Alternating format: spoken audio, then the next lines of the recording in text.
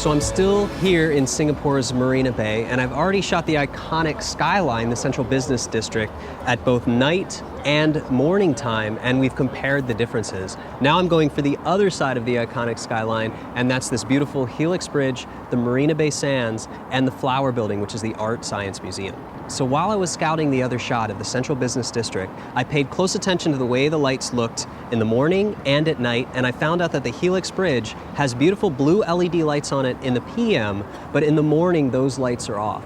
So I know automatically that for this shot, I want to make sure that I have all these blue lights in the frame. So that means that I'm not going to concentrate in the morning on this location, just for the blue hour at night. So remember back when I was shooting the central business district, which is about a half a mile to my left, there was no way for me to frame up all those skyscrapers and the Marina Bay Sands and the Flower Building all in one frame. But that gives me a unique opportunity to come over here, reposition myself, and get two distinctly different and iconic shots of Singapore. So with this shot in particular, I really wanted to capture both the Helix Bridge and the iconic architecture behind that leads into the Sands Building and that cool Flower Building in the background. And even though I'm dealing with a really small area, a little bit of variation from left to right made a big difference in my decision of why to place myself here specifically. Now with bridges in particular, the closer you get to a bridge, the more it fills up that side of the frame. So positioning myself close to the bridge here on the left, you can see that it actually fills a lot of the frame and creates a cool composition line that comes in from the corners and leads right through to the architecture and throughout the right side of the frame. Now the only thing that I don't like about this shot is that the Flower Building covers up those three little towers just a little bit. So I decided to check it out and move a little bit to my left to see if I could frame everything out and have an even distribution of the architecture. So when I moved a little bit to my left, I was able to redistribute the Flower Building and the towers so there was some nice spacing in between.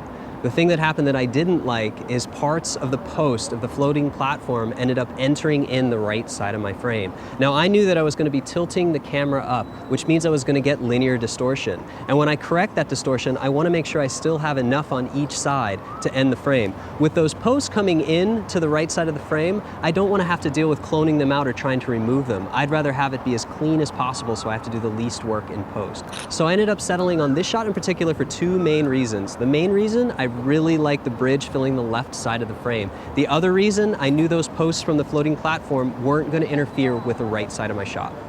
Now I know removing those posts from the floating platform might seem like a simple task in Photoshop, but why overcomplicate our lives when we don't need to? In this case, we have three really iconic elements that fill this frame that are all equally important. So scouting just a little bit and moving from the left to right just a few paces can really help you determine if you have the best spot to illustrate all three together. Another thing that's really interesting is even a few steps to the left or right can help you give your own flavor and your own perspective to a shot that you've seen many times. Some people won't move far to the left or frame underneath the bridge. Some people will try to get everything in one frame. So these little things that you do can help make a difference in your photography and help it stand out among the rest. Now, I've already mentioned before, when you're in a busy public area, it's good to have your tripod have the least bit of imprint possible. So in Rome, when I had two legs up on the bridge, I've done something very similar here, and that's to, one, reduce the imprint to keep this public area clean and prevent anybody from tripping over my tripod. And again, it's to get me as close to the water edge as possible because I'm shooting wide, and if I were to pull the tripod back just a little bit, I'd end up getting some of this metal rail in the shot. And again, then I'd have to clone it out in Photoshop, and why overcomplicate our lives? So this is a very iconic blue hour shot in Singapore, so my camera settings are going to be pretty much identical to the previous shot we've already captured. So now that everything's set up and the compositions are locked, the lighting's starting to get nice, I'm going to wait for the peak of the blue hour, I'm going to shoot bracketed exposures, and I'm going to wait to capture the right moment.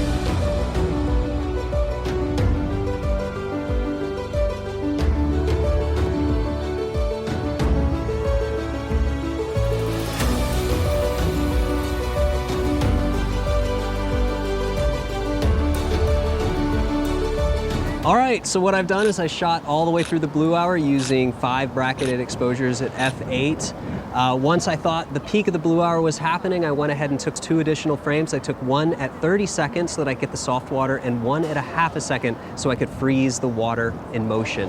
Now what we're gonna do is go into Photoshop and take a look at the difference of both those frames of water. And we're also going to learn how we can customize the amount of blur that the water has using only Photoshop.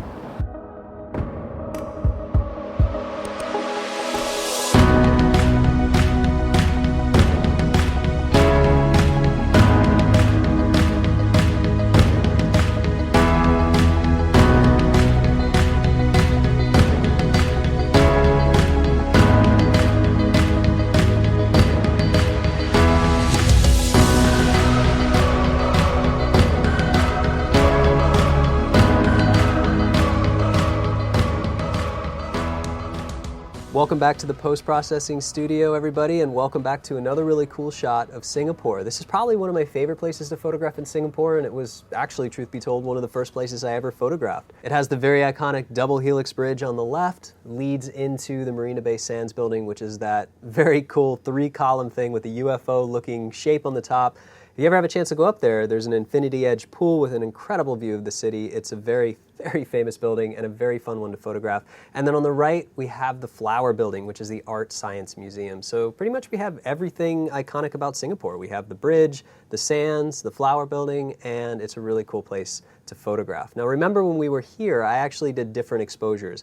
I did a short fast frame exposure to lock in the water. I did a slow 30-second exposure to show the soft water, but we're not going to use any of those. I'm actually going to show you guys how to create your own custom blur effects on the water, just in case you forgot to shoot them with a longer or shorter exposure. I actually held off on the last lesson to show you guys this because it comes out really nice for the scene. We're also going to take blending a little step forward. We're going to have to use the neutral exposure and a -2 exposure instead of a -1 to really cover the dynamic range. We're also going to have to get a little bit more into keystoning because it becomes more difficult. Instead of setting our custom points, it's hard to tell what should be vertical and what shouldn't be vertical. So we're going to have to dive a little bit more into the nuances of Capture One to make this work. So let's get started.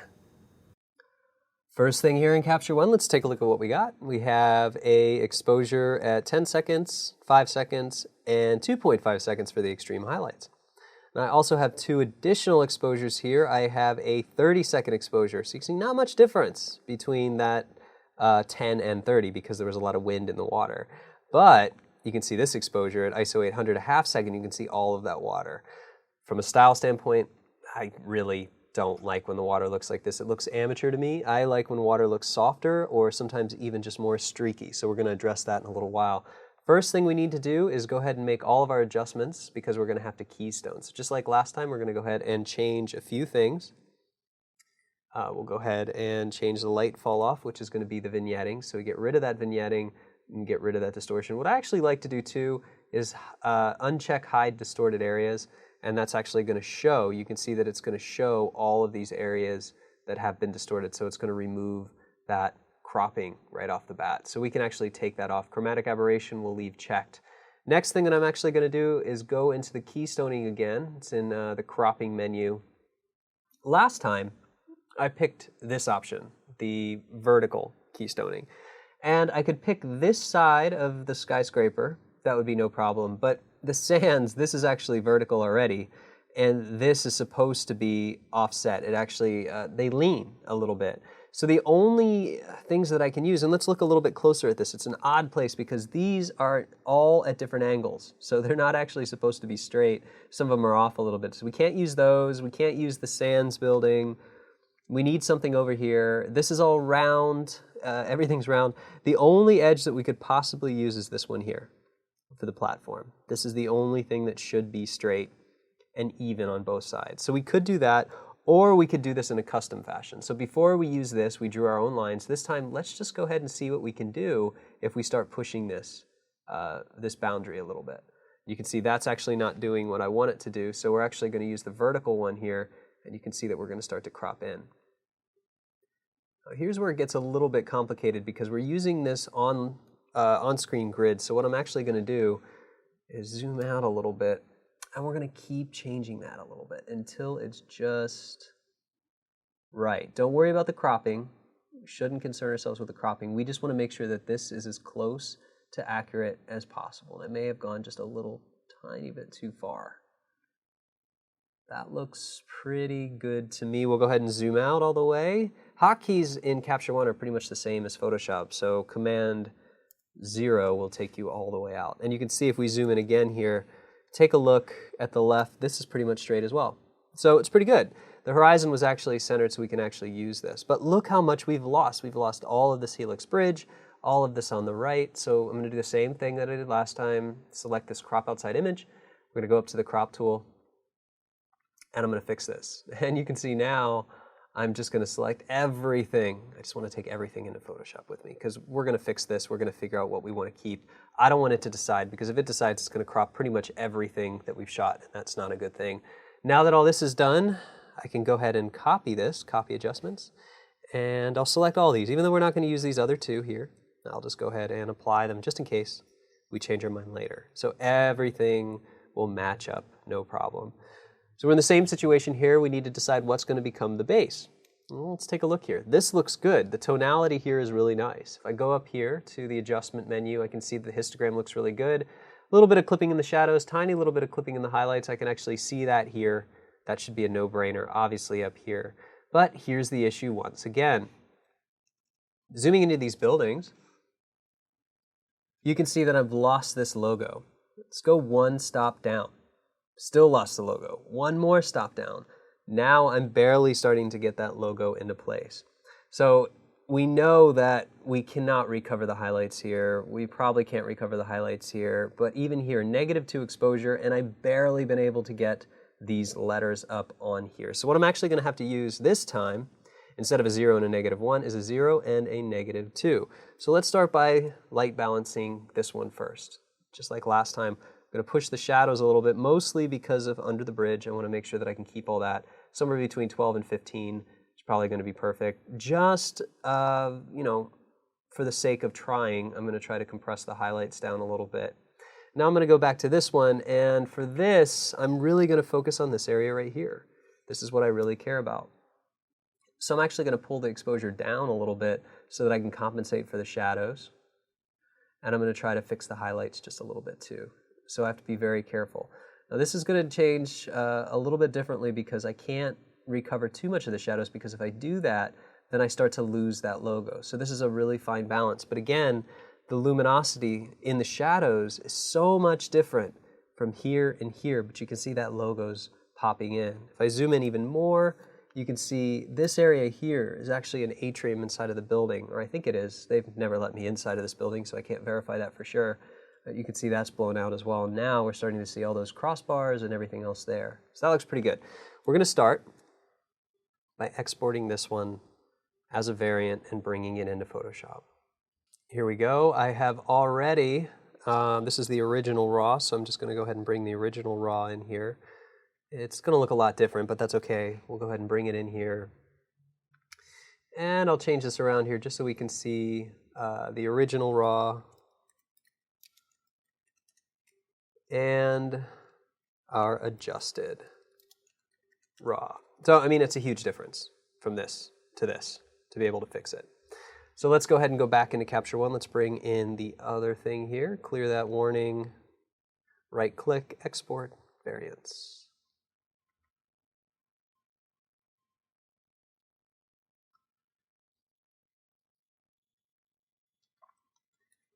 Bring this one in as well. Just go ahead and paste that on top. So here we go. Here's what we're going to do. We need to create our highlight Luma matte here. So I'm just going to go ahead and load this, and just to keep on that new technique to reinforce it one more time, I'm not going to clamp it with the curves. Remember, that's what we were doing last time. We're showing the difference. What I'm actually going to do is just intersect it with itself by loading it as a selection, Command Option, Shift, click, intersect it. I'm going to create another one here, and you guys can see now I have super highlights. So either way, whichever way you want to do it, it's up to you. I'm going to use this method just because we've been using the other method so much. We'll go ahead and turn this off. Go back to Layers, create a folder, apply that mask to the folder, and bring this in. Most people, when they teach luminosity masking, this is as far as they take it. They say, here we go. Now we have an image that looks a little bit better, and we have to make adjustments.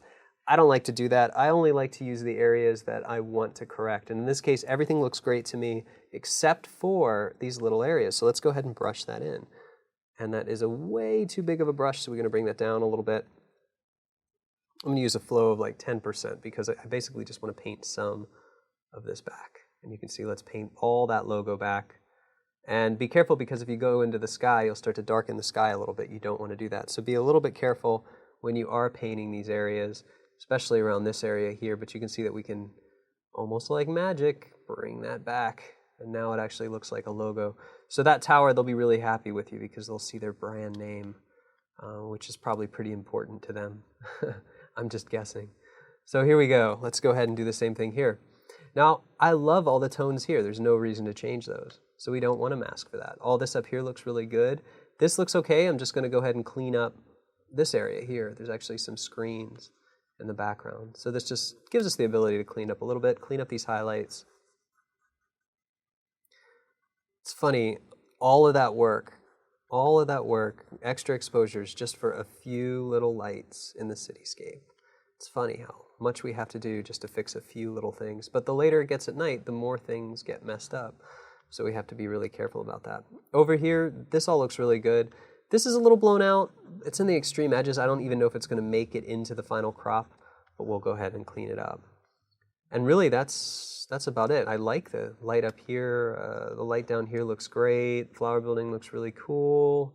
Everything looks good. Our lines are almost perfect. We might need to make a little tiny adjustment. That's not a problem at all. So we'll go ahead and zoom this out and take a look at the results. We're going to call this Super Highlights. And we'll call this Adjusted Raw Highlights. I name all this because you guys can look at this file later just in case you want to follow along or you need to remember exactly what I was doing. Now that that's all done, I'm going to clear this little bouncing thing here that always drives me crazy. I know we've exported Capture One, but thanks for letting me know over and over and over again. Basically, now that I like everything, now it's really important to not crop the image. Like if we wanted to go back into Capture One, bring in another layer, anything like that, we'd have to do it before we start cropping or else nothing will ever line up again. So make sure that you're okay with everything before you start doing that. The one thing that I may want to do here is just go ahead and bring up a guide, and I'm just going to go ahead and load all this into a folder real quick. You don't have to do this, but you can select them all, but I'm just going to go ahead and transform it just a little bit. I'll zoom out a little bit. Hold Command, and we'll just distort this a little bit more, just a hair more. And if I do Command-Shift-Option, it's just going to do both sides. We might as well go ahead and get both sides. Make sure that's exactly how we want it and everything's perfect before we start cropping. It's going to take a minute to transform. Command semicolon will actually get rid of the guides and hide it. So let's go ahead and do the cropping thing. We're going to lose a little bit of the sky. Not a problem. A little bit of the water. Not a problem. A little bit of the cityscape, but I can't crop to here. That just looks bad. So what I'm going to do is crop to about here.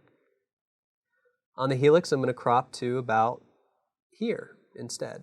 So I think that'll work pretty well, just like that. So we keep some of the helix. We'll go ahead and get some of the water back in. Keep this cropped. I like that. I might actually want to come down here just a little bit more. Make sure that I'm very happy with the composition and the percentage of water versus sky, which looks pretty good. I'll hit return. That looks pretty good. Let's get a clean layer. Shift Option Command E. I'm going to do the same thing that I did last time. We're going to focus on this area first. I'm going to use the Marquee tool, just a square, to grab a whole portion. Command J to put it on its own layer. Command T to transform it. Right click and warp. And I'm just going to warp this out just a little bit. This is fine because it's just reflections. I'll hit OK. And we'll just go ahead and go to the other side real quick. Do the same exact thing, just like this. So I'm just going to basically duplicate this, transform it, warp it. This is water and sky. You can get away with, well, pretty much anything. Nobody ever knows. And in any situation like this where it starts to get a little, you don't really want to distort that. You can see up here I'm starting to distort that, so we want to keep this line very close to completely horizontal. I'll go ahead and bake that result in, and I'll just go ahead and merge this down. Grab another selection here. Just like this. Maybe even a little bit down. Duplicate that, transform, warp one more time, and we can just warp that water back in. Yes, you can paint and clone. You know, yes, you can do other ways, but this is just, for me, is one of the easiest ways to kind of do this. This time I'm going to go ahead and merge these down just like this, and I'm going to back it up a little bit. I'm actually just going to draw just a couple boxes here, the areas that I fixed, and I'm going to basically pull that off of that layer with a Command J, delete the rest of it just for file space, and we'll put this right on top. And this will sort of become our basic correction layer. So that's basically our basic blend. We've just done a few things, addressed the cropping, fixed the water, and now we have a composition that we can finally work with, and we tweaked the highlights so that they're perfect, exactly how we want them. Last time, I didn't show you guys how to create custom water, and you can see that the water here looks interesting, but I think we can do a better job. So what I want to actually do here is accentuate the blurriness of the water. So I have a very famous shot here from a few years ago in Singapore where I shot during the laser show, and I actually created really soft water. A lot of people thought that was a long exposure, but it turned out it wasn't. I was just concentrating on the laser show, and I streaked the water myself. So let's go ahead and run through how exactly I do that. So here's what we're going to do. Everything's just in this group. We're not done with the blend yet, but let's go ahead and call it blend, and let's create a new fresh layer. What I'm actually going to do is create a selection of just the water. And it's actually easier than you'd think. It doesn't even have to be perfect, which is kind of nice. So I'm just going to go ahead and start drawing marquee selections around the areas that I want to influence here on the water. And if you draw a marquee selection, you hold spacebar, you can move it around. So that's pretty nice too. So we can just go ahead and do that. I'm going to leave this alone up here. And basically what I'm going to do is just start adding these little bits in. So we want this area. We want this area, and I know it seems funny, but this won't have to be perfect, and I'll show you why. So we'll just go ahead and do that. Now I might just go ahead and grab the lasso tool here and just kind of, give myself a nice selection of just the water. We'll soften this up a lot. We'll just go ahead and do that. I'll probably just kind of create a soft line here, and we'll just go ahead and add a little bit more here, just to kind of make it. When I said it didn't have to be perfect, it should at least be pretty good. So here's what I'm going to do. With this layer selected, I'm going to do Command J so that I can just isolate the water here. At the same time, not even going to worry about those pixels down there that I missed. I'm also going to Command click this, select it, and apply a mask to it as itself. So right now it's a mask. It's the same as a selection. It's exactly the same, but this is going to come in handy. I'm going to unlink this. And the reason is, what I'm going to do is I'm going to use a filter. And I'm going to use a filter called Blur, Motion Blur. And I'm going to change the angle to 90 degrees. And actually 90 or negative 90 is pretty much the same thing. And I'm going to change the distance here. The further I move the distance, the more it's going to blur. So let's just kind of take a look at what's happening here. That looks pretty good, actually. There we go. Somewhere around 150 looks like just about perfect. And I'm going to say OK. Now, right now, I've actually created streaky water. Remember when I created that mask? Look at what here's what it looks like without the mask. You can see that I'm getting into those edges. So I already selected this area, and I just thought ahead of time to apply this mask. Well, it looks pretty good. Let's zoom in a little bit. Well, that's not looking so great. So here's what I'm also going to do. Instead of just going straight down with the blur, I'm going to do one more blur on top of that. So we'll go back to, where was it? There it is. Blur, Motion Blur. So let's go ahead and say 0 degrees, and that's too much. I want it to be streaky, but I want it to be a little soft. Just a little bit soft here, maybe 20, 30 pixels, and that's just going to soften all these edges here.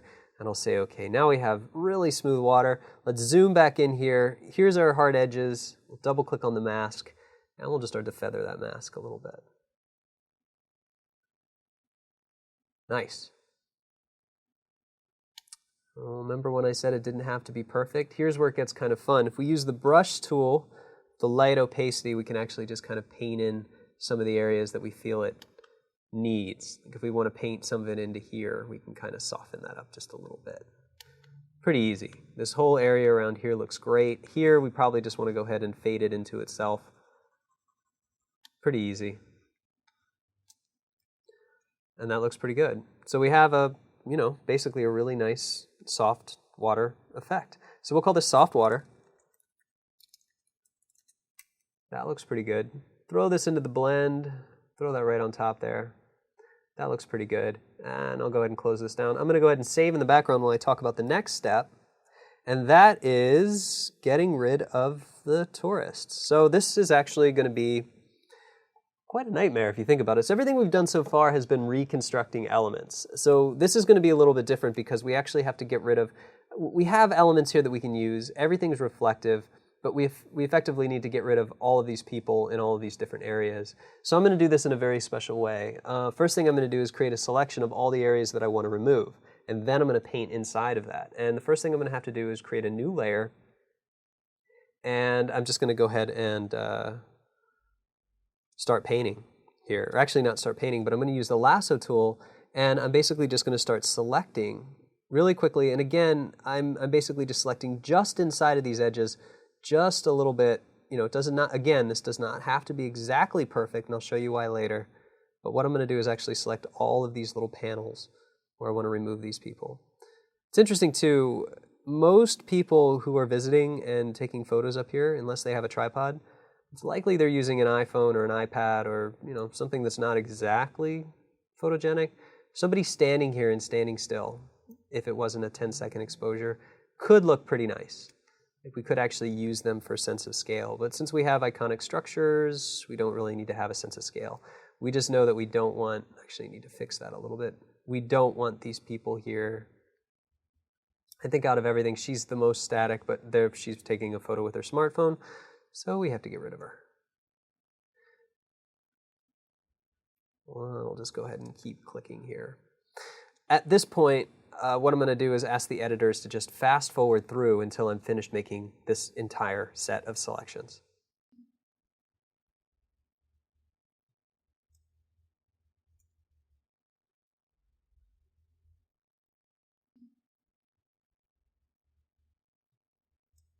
All right, looks like everything's selected. Let's go ahead and zoom out a little bit, and that looks pretty good. These are all the panels. I'm going to leave these alone for now. And what I'm going to do here is just create a mask on this.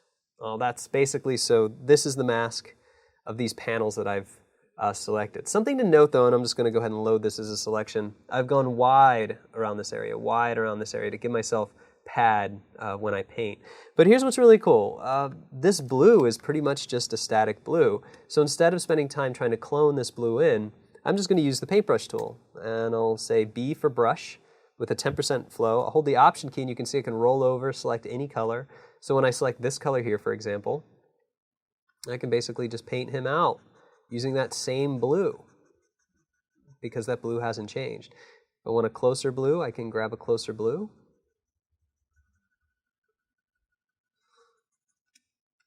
And this is actually pretty easy. That blue right there is about the same as this blue right here. That looks pretty good. Bye-bye, lady in pink.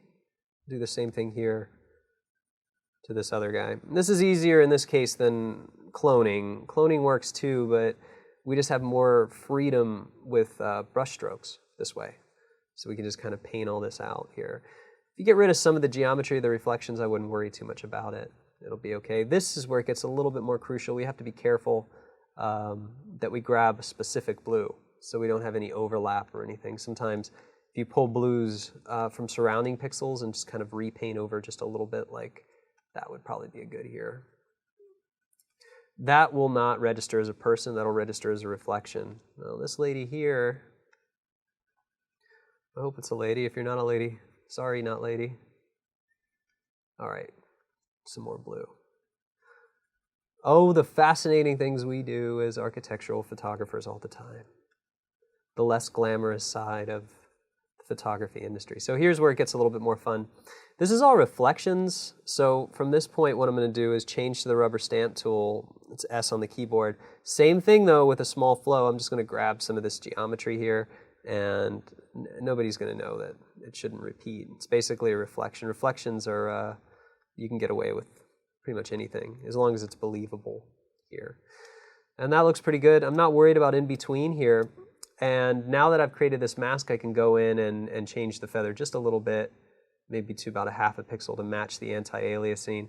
If I feel like I need to go a little bit more involved, I can always, fix some areas here. Or if I think that I need to change the masking, I can always just go ahead and recut into more geometry here and just basically update it.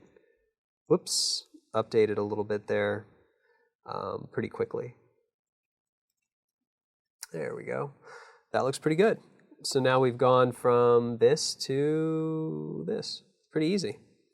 That looks pretty good. At the same time, I might want to go ahead and create, we'll just use this layer underneath. How about that? We'll go ahead and go in and see if we can find any visible spots in the sky. And yep, sure enough, there's a few. There's always a few, no matter what. No matter how clean you keep your sensor on the road, you're always going to find a few of these spots. And the more you do to the sky, the more they're going to show up. But if you can get rid of a few of them to begin with, it's always good practice. All right, let's take a look. That looks pretty good. Time to get on to the next steps. Now our blend is looking pretty good. We'll just call this OBJ removal. You can call it tourist removal if you want. This was water patches. And we have our blend. So for this one, I'm also going to just do a couple quick things with Color Efex Pro just to pop this out before we start doing our own color corrections. So to do that, I'm going to go ahead and get everything on its own layer again. And we'll go up to here, Filter, Color Efex Pro. At this point, you can use On1 or any of the other things that I've shown you. They're all really good. Basically, whatever can create the right amount of total contrast, whichever plugin you want to use is perfectly fine. Okay, so basically what I want to do is some dynamic contrast here. That looks pretty good. I'm going to correct some contrast here. Be very careful though, because even though it looks like I'm not clipping the highlights, I might be clipping those highlights that I've worked very, very hard to protect. Same thing with the shadows. Again, blue hour shots, this has been good. A lot of the times we've used it, but right now it really lacks. It's not going to do much at all for us. Now I don't want to go too much with the scene itself, but I do like the direction it's going with the water. So what if we just do a moderate amount here? We add a second Pro Contrast. And this time we use some dynamic contrast just for those reflections. So we're just going to pop these reflections out. I really like this effect on reflections because it actually registers as a very, very well executed long exposure. Now let's go ahead and drop out some of the other objects because again, if you put too much of this into like the Helix Bridge or the sky or the Sands building, it's just going to be a little too intense. But we definitely like it in the water, so we can make sure that we're just getting that water just the way that we like it. Last thing I'm going to do, add one more filter. Tonal contrast in the sky has become sort of a signature of mine, especially in places like Singapore when you have overcast. It's a way you can get even more texture out of the sky. I'm going to leave it by default first, and we're just going to go ahead and add it in a few key areas here. We'll even pull it down here. And what I'm going to do is remove it in some very important areas, which is basically everywhere but the sky. I do not want to accentuate too much of the detail in here. I want to keep it very, very clean. We'll do some sharpening instead. I'm just going to make sure that we keep this the way it is. Right now it's full effect. No, it actually looks pretty good, even though it's full effect. Don't like the saturation.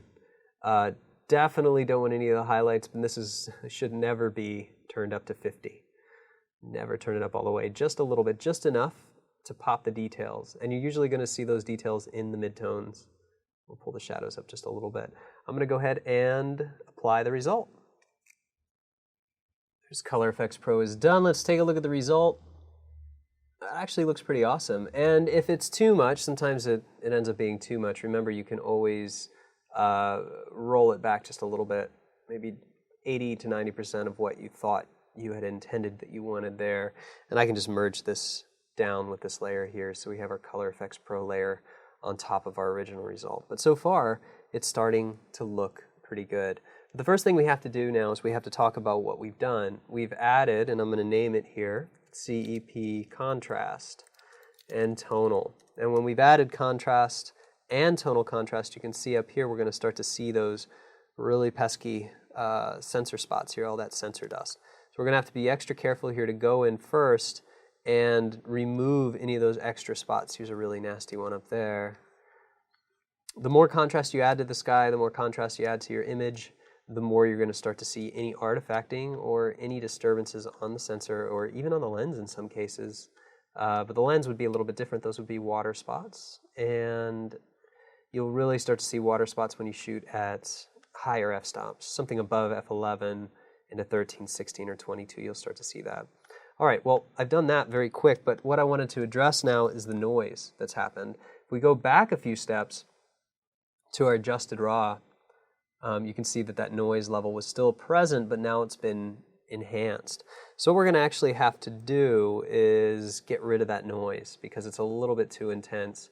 So the first thing that I'm going to do is let's use define for this. Let's go into Nick Collection and let's use define, since we've used Nick Collection the whole time here. And it's going to have to work through its analyzing.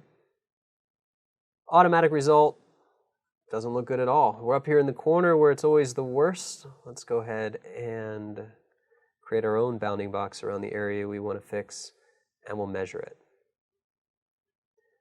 Now we're talking. You guys see the difference between that. Sorry, got a little few flashes on the screen there, but for the most part, we're getting rid of that noise. I'll go ahead and apply it. Let's take a look at what it's doing here. So it's gotten rid of a lot of the noise. Is it really hurting our detail?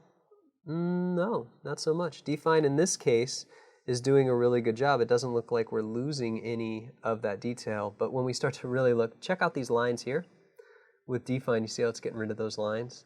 That can be a problem. So what can we do to fix that? Well, in the last file, we just kind of painted around a high pass filter so that we didn't have any negative effects to the sky. So this time, we're going to kind of do the opposite, but we're going to try to create our own channel to lock this in. We're going to do the least amount of work possible, which I'm always a fan of when it comes to this kind of editing. I'm going to use the blue channel. I'm going to select the blue channel. I'm going to go ahead and create a new blue channel here. And basically, we know white's going to be selected, so that's already on the right track. Let's go ahead and ramp this down a little bit and ramp this up a little bit too, just so we get most of it out. No, that looks pretty good. Let's just go ahead and do that. I know it seems funny, but what we're trying to do is just get rid of a lot of those buildings here. And this is probably the ugliest clamp channel we've worked on so far, but don't worry about that. This looks pretty good, something like that. And I'm just going to say okay. Now, what I'm actually going to do is figure out the areas that I want this to apply to and the areas that I don't. So I'm not going to do that here. I'm just going to select it. Go back to the layers, and we might as well do this. We can actually just apply it right to the layer. We don't even need to do a folder here.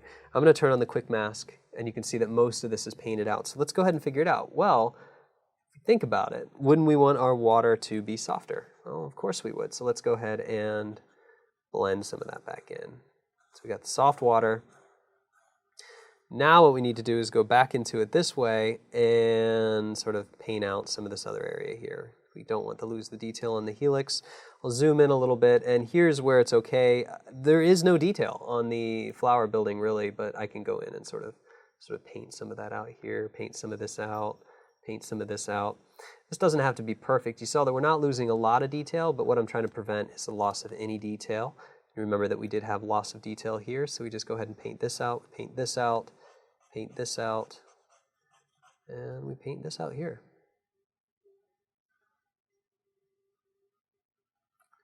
Pretty easy. It's close enough. We can actually do this, get a little bit back, a little bit of this back here, obviously some of that, some of that. Looks pretty good. Let's back that up a little bit more. It's fine with the helix. I'm fine with that. Now that we have our softness here in the sky, our sky looks really good. Let's go ahead and create a high pass filter. So I'll do the same thing I usually do. I'll duplicate this, say filter, other, high pass. But you know what? We've been doing high pass filter a lot. Let's do something different. Let's use Nick Sharpener instead. So I'm just going to go ahead and delete that. We'll go up to filter, Nick Collection, and we're going to use Sharpener Pro Output Sharpener. Let's look at some geometry here. Let's look at some varied geometry here. Now, before and after, you guys can see, here is before sharpening, after sharpening, it just brings everything into life. Too intense. We'll turn the output strength down, turn the focus up just a little bit, and you can see that now I have a nice, super sharp result, and I'll apply this. So use this, if you want to do extra sharpening, you can use a high pass and the sharpener, but in this case, I'm just going to use the sharpener. So there we go. So now we have, and this looks pretty cool, since we already have the soft layer on top, we actually get rid of any of those problems with the sky, and then above here, we just get those areas that are sharp. So this looks pretty cool, since we already have this sort of attacking that layer that's underneath. It actually looks pretty good. So we're just going to go ahead and call this sharp, CEP, sharp. And that looks pretty good. First thing I want to do is address one of the biggest issues of shooting the blue hour, and that is blue reflection. So we've done this before, but in Cityscape, we're going to start to notice that some areas, like see these pylons here, these platforms that are holding up the helix have a lot of blue in them. Another issue here, this is a blue reflection. We have some blue in these roofs here, these tin roofs. This is okay, I don't mind glass reflections, but take a look at the flower. Very specifically, take a look at here. Look at that part of the flower building. It is not blue, it does not have blue light on it, but it's turning really blue. So let's create a layer really quick, a adjustment layer. So we'll say adjustment layer, hue and saturation. Select the blues.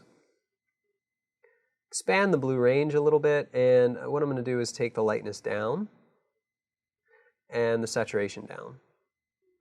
And I'm going to swap that by actually giving it a little bit more lightness. So this is basically the tonality. I actually want lighter blues here and less saturated blues. We'll leave a little bit. That looks pretty good. If we see what it's doing to the whole image, obviously it's doing some stuff that we don't want it to do. So what I'm going to do is black this out first. And the first thing I'm going to do is start painting in the areas that I want it to be. So with a flow, maybe 20 or 30%, what I can actually do is just start to go up to 40% here. I'll start to paint out the areas of blue. So I want this to be a little bit more white on the dock here, white on the roof. Be very careful around the helix. We want the helix to be nice and blue with those lights, but these platforms, I should call them, not pylons, should definitely be, you can see that I'm cleaning all that up. Cleans the color, makes it more of a crisp, clean, white. All this stuff back here should be a little bit more white. See this here, that is a lot of reflection of blue. Too much. I'm going to get rid of that. And it actually helps separate it from the helix bridge itself. Here too, there's going to be some blue we can get rid of. It looks pretty good. Now here's where it gets a little bit more complicated. If we want to get this spot here, I'm going to leave it. But if we want to get some more of this, we can be very soft. And most of the flower here, if we start to paint the blue, we can see that we're going to start cleaning the whole thing up. But we have to be really careful when we start getting to the edges. So this is probably going to be the most complex thing that we do here as far as a selection. I'm just going to really quickly, I'll zoom in. That was actually the right level there. And we'll just go ahead and select just the flower building. This is one of those things where you want to go inside the edge, and again, this does not have to be perfect. All it has to be is close to the edge. We're dealing with color is a little bit different than when we're dealing with something like putting in a new sky or blending in a different part of a scene. Color can always be changed, faded, and manipulated, so it doesn't really matter if it's not completely perfect. Even this edge here, I probably don't need to worry about. I could paint this edge in, but since I'm going to go ahead and select it, I might as well select the whole thing. Very easy. Very quick selection. This building is very clean, very white. It's actually a beautiful piece of modern art.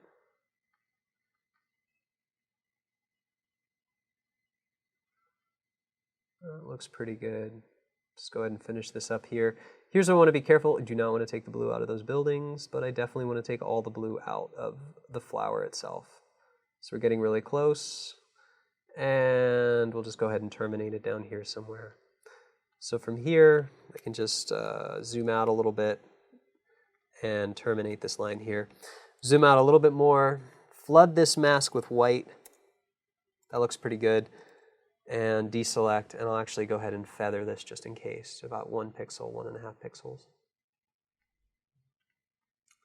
And that's starting to look really good. See, there's all these little things, like this little thing here. Why not? Let's just get rid of that too. It should be white, it shouldn't be blue. In a similar fashion, check this out up here. That is very blue. So we can just grab the lasso tool really quick. Everything that we draw, since that mask is feathered, just have to draw on the inside a little bit, flood it with white, and you can see that that cleans that up a little bit. Go back in with the brush and just start to get rid of that blue. Takes a little bit of time, but it's worth the effort. It'll make your work definitely stand out from the rest. The blue mitigation is something that's very, very important. So we can go ahead and call this blue minus. Just a few more things that I want to do. I really like that we're using, and I'm going to delete these as I say this, just because I want to go ahead and create new ones. I'm going to create another mid-tone mask, because I really like using these mid-tone masks. We'll just go ahead and duplicate this one and invert it. select all, and subtract. And mid-tone masks are really nice because they give us the ability to just create a little bit more contrast in the image throughout. So here in this case, I can add contrast by pulling the midtones down, or I can add gamma. In this case, I actually want to add a little bit of gamma on the highlights, and I want to protect the shadows just a little bit too. So I'm just going to add a little bit of a boost here, and it's going to pop these nice values up in the midtones. Protect the shadows just a little tiny bit. The other thing I want to do is I want to add contrast, mostly in the sky. So what I'm going to do is add contrast, but I'm going to add contrast just in the blue channel. So with the blues removed, this will help me actually just select the sky. So I'll go ahead and take a look at the blue channel here that we had, and I'll select it here, and I'll create brightness and contrast. And you can see as I make the contrast darker here, you can see that's going to offset that blue. So I can actually do a few things. I can add contrast and a little bit of darkness to that blue, which is really nice. The cool thing is with that mask enabled, it gives me the ability to go in and add other things like curves. So if I wanted to just specifically affect the tone of blue inside of the blues, I could do that by using sort of a complementary color. If I actually started to clamp the green, you can see I'd change the blues to a cyan. Or if I started to clamp the red, the blues would become a little bit more warm or a little bit more purple. If I change the blue itself, you can see that the blues are actually just going to become more saturated. And that's just in the blue channel. In RGB, I can actually just start to add a little bit more micro contrast in those blues. So I can darken that blue sky and actually pull the highlights up just a little bit in the blue. Just like that. If we start to get to where it's a little bit too saturated for your taste, you can bring a hue saturation layer just in those blues, and we can actually go back into the blues to lock it down even further, and what we can do is either add a little bit of lightness, just a hair, like that, just to get some of that saturation down a little bit. If we wanted to have more desaturation, if you think this is too saturated, we can add another one. We can actually do this globally. Well, actually, we won't do it globally, but we'll do it a little bit more. We'll sort of get into those yellows a little bit too, and start to add a little bit of lightness, just a little bit here. And I'll create a mask, and we can go ahead and just adjust those little bits of saturation until we get it just right. And again, I can leave that just in the blues. So everything is linked to this brightness and contrast layer for that blue adjustment, the blue contrast. So let's take a look at what we've done so far. This image is pretty much done as far as I'm concerned, so let's go ahead and take a look at the beginning. On the beginning, you can see we have a lot of layers here. In the beginning, we had the original raw, but if we look at the original raw, it's going to kind of be hard to tell. Even if I take this, I can move it down a little bit so we can kind of see what was going on here. If we take the original raw to the adjusted raw, you can see that we were able to fix all of that distortion and make it look more natural. Make sure if you're doing cityscape photography that you always fix this. This is a telltale sign of an intro to cityscape shooter when you have these lines not parallel. So we fix that, and then after that, I'm just going to slide all the way up here, and we're going to do a before and after. So it's really started to come alive. It's actually an incredible before and after. We've added a lot of punch to the sky, a lot of clarity to the details. We have a beautiful custom reflection, and we have a lot of interest in a great composition here from leading all the way to the left, the bridge, all the way through.